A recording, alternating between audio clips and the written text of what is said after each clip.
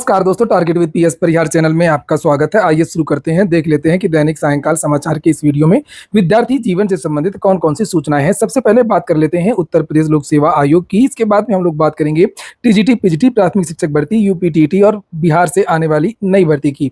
देखिए, आप थंबनेल में देखिए कितना विरोधाभास है और कितना अंतर है। ये यूपी की सूचनाएं हैं और ये बिहार की सूचना है।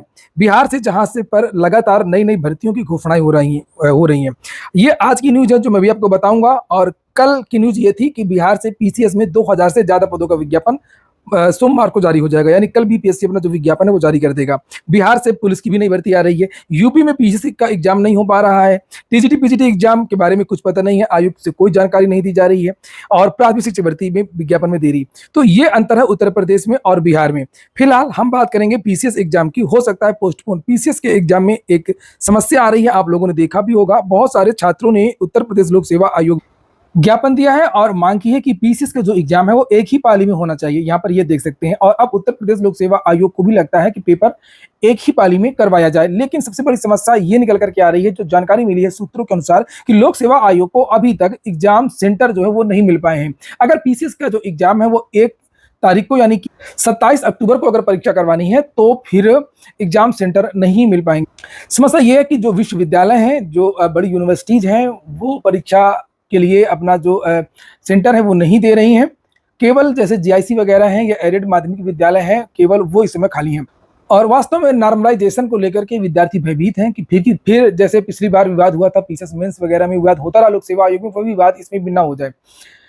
और हालांकि मुख्यमंत्री जी ने उत्तर प्रदेश लोक सेवा आयोग को छूट दिया था कि पीसीएस की परीक्षा आयोग अगर चाहे तो वो सिंगल यानी कि एक दिन में ही करवा सकता है। लेकिन फिर भी कंफ्यूजन की स्थिति है और अभी तक बताया जा रहा है कि अगर पेपर जैसे 2 दिन को लेकर के सेंटर मांगे जा रहे हैं, क्योंकि 1 दिन के लिए सेंटर नहीं मिल पा रहे हैं। अगर 2 दिन में परीक्षा करवाई जाएंगी तो फिर इसको लेकर के नए पेपर, कुछ और पेपर के सेट बनाना होगा। वही पेपर दूसरे दिन तो दिया नहीं जाएगा, तो फिर से नया पेपर बनेगा और इसमें देरी हो सकती है। और हालांकि अभी कुछ दिन पहले जो पत्र जारी हुआ था, जिसके बारे में मैंने वीडियो भी दिखाया था, कि जिसमें यह कहा गया था कि एक और दिन यानी 26 और 27 को परीक्षा के लिए सेंटर ढूंढे जाए। जहां पर 27 तारीख को परीक्षा होनी है, वहीं पर 26 तारीख को देखा जाए कि लॉट खाली है कि नहीं खाली है। तो अगर 2 दिन में परीक्षा होगी तब तो आपका जो पेपर है वो पोस्टपोन होगा। फिर जो पेपर है वो आप लोगों का, मुझे नहीं लगता है कि जो चीजें चल रही हैं, जो सूत्रों के हवाले से जो जानकारी निकल करके आ रही है कि वो 26 और 27 को पेपर हो पाएगा।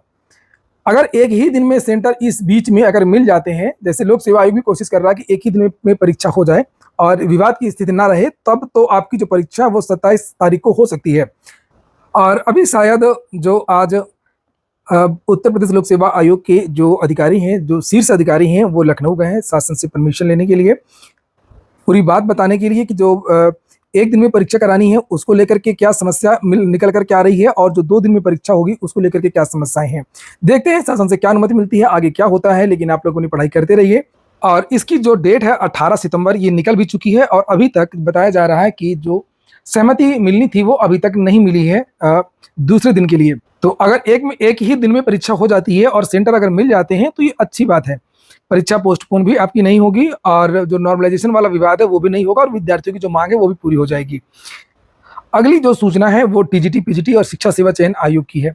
शिक्षा सेवा चयन आयोग बनकर के तैयार है, चेयरमैन है, सदस्य हैं, लेकिन ऑफिशियल कुछ भी नहीं है।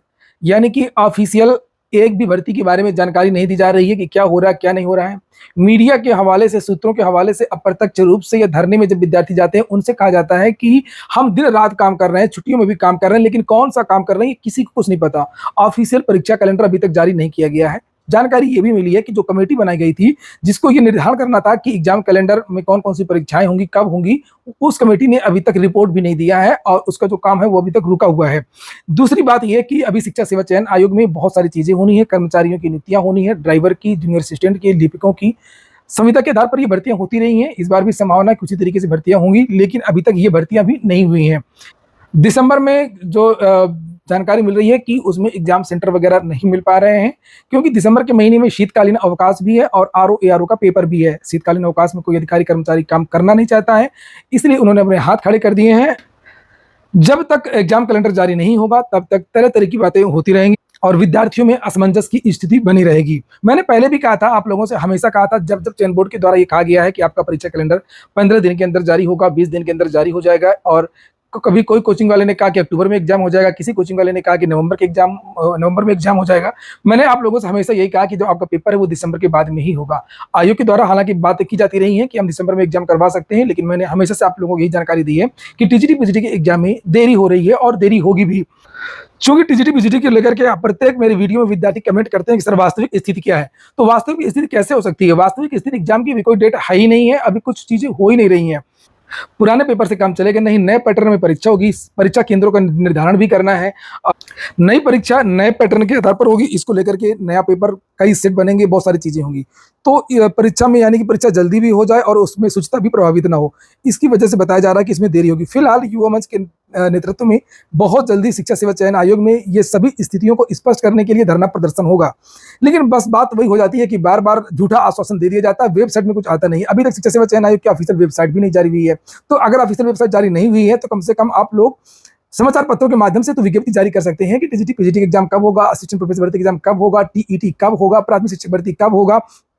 तो जो आप लोग बार बार पूछ रहे हैं कि ये एग्जाम कब होगा, मैं यही बताऊंगा। अभी जो चीजें चल रही हैं कि आपके एग्जाम में बहुत ज्यादा देरी है अभी, और अभी तक तो परीक्षा नियंत्रक की ऑफिशियल घोषणा भी इन्होंने नहीं किया है, और डिप्टी सचिव वगैरह की भी ऑफिशियल जो नियुक्ति है वो नहीं हुई है। चलिए, तो ये हो गया आप लोगों का। और रही प्राथमिक शिक्षक भर्ती की बात, तो प्राथमिक शिक्षक भर्ती के बारे में अभी यहाँ से कुछ नहीं है, और विद्यार्थी इसके लिए एक धरना प्रदर्शन लखनऊ में करने वाले हैं जल्द। और जब लखनऊ में धरना प्रदर्शन होगा तो उसके बारे में जल्द ही आप लोगों को जानकारी दी जाएगी। अगली जो सूचना है वो बिहार की है।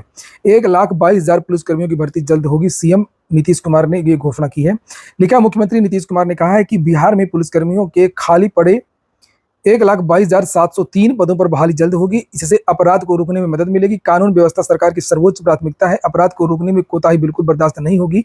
अपराधियों के खिलाफ सख्त कार्रवाई हो। मुख्यमंत्री शनिवार को कानून व्यवस्था की समीक्षा कर रहे थे। सीएम ने कहा कि काम में लापरवाही बरतने वाले पुलिसकर्मियों पर सख्त कार्रवाई की जाए। कानून व्यवस्था बनाए रखना पुलिस की प्राथमिक जिम्मेदारी है। पुलिस अपना यह काम पूरी तन्मयता और ईमानदारी से करे। बिहार पुलिस की संख्या बढ़ाने के लिए विभिन्न श्रेणियों में 2,29,139 पद स्वीकृत हो चुके हैं और 1,06,436 पुलिसकर्मी काम कर रहे हैं। बाकी पर जल्द बहाली होगी। इसको लेकर के समाचार पत्रों के साथ साथ में टीवी चैनल के माध्यम से भी जानकारी दी जा रही है, जिसे आप लोग यहाँ पर देख सकते हैं। कानून व्यवस्था बेहतर करने के लिए सरकार की बहुत बड़ी पहल देखने को मिली है। पुलिस डिपार्टमेंट में 1,23,000 पदों पर बहाली की प्रक्रिया जल्द ही शुरू होगी। कांस्टेबल से लेकर डीएसपी तक के पदों के लिए ये बहाली निकाली गई है। फिलहाल बिहार में 2,29,139 पद पुलिसकर्मी के लिए। तो ठीक है दोस्तों, ये हो गया आज का वीडियो आपको अच्छा लगा हो, आपके काम का हो तो लाइक अवश्य कर दें। जिन छात्रों ने चैनल को सब्सक्राइब न किया हो सब्सक्राइब कर लें, और जिन छात्रों ने टेलीग्राम चैनल को ज्वाइन न किया हो तो टेलीग्राम चैनल को भी ज्वाइन कर लें। टेलीग्राम चैनल की लिंक मेरे प्रत्येक वीडियो के डिस्क्रिप्शन में उपलब्ध रहती है। पूरा वीडियो सुनने के लिए बहुत बहुत धन्यवाद।